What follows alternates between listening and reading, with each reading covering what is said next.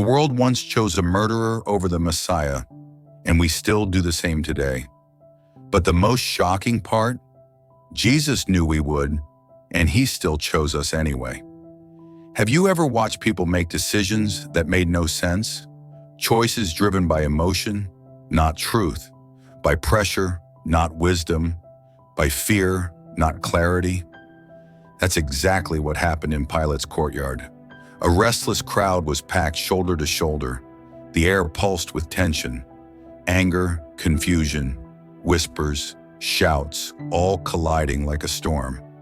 Two men stood before them, one guilty, one innocent. Barabbas, violent, chaotic, chained.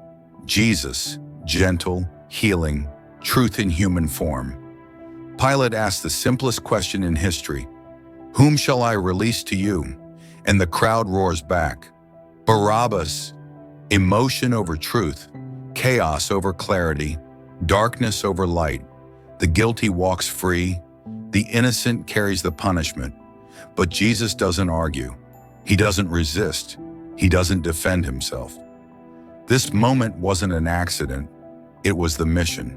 The innocent stepped into the place of the guilty, not because the crowd overpowered him, but because love compelled him.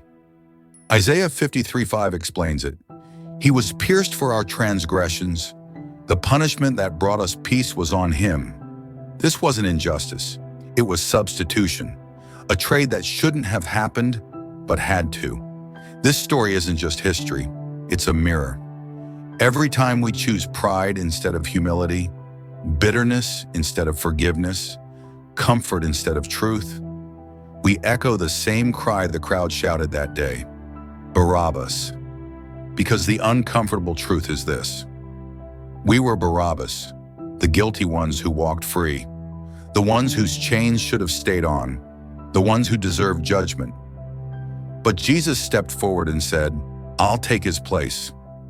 Think about the last time emotion led you instead of truth, when fear pushed you harder than faith did, when a moment of anger cost you peace, when convenience felt easier than conviction.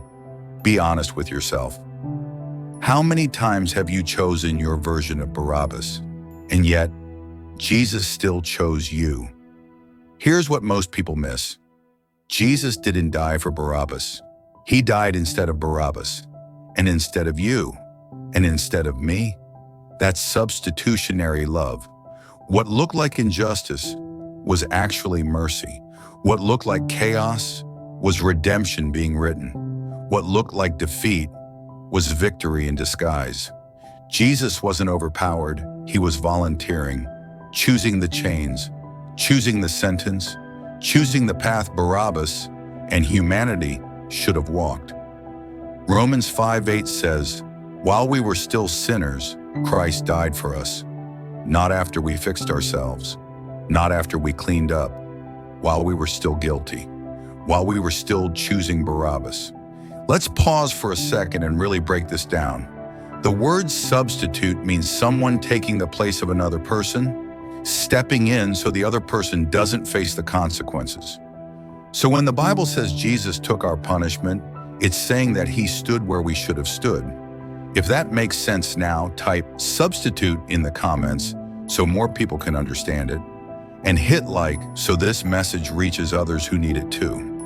The crowd chose Barabbas, but Jesus chose the crowd, and he still chooses us every day, even on our worst days, even when guilt shouts louder than grace, even when shame tells us we're too far gone. Grace has the final word. The world's darkest choice became heaven's brightest plan. So here's what you need to carry with you. You weren't just forgiven, you were replaced. Jesus didn't step away from your punishment, he stepped into it. And the chains that fell from Barabbas are the same chains that fall from you. The innocent took your place so the guilty could go free.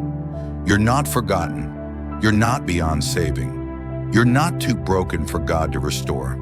Jesus sees you. Jesus chose you. Jesus stood where you couldn't stand. Type substitute in the comments if you're choosing truth over emotion today. And subscribe to Faith Explained for clear Bible-based videos that finally make sense. If this message blessed you, consider supporting the channel on Ko-Fi so I can keep creating faith-building content. The link is in the description.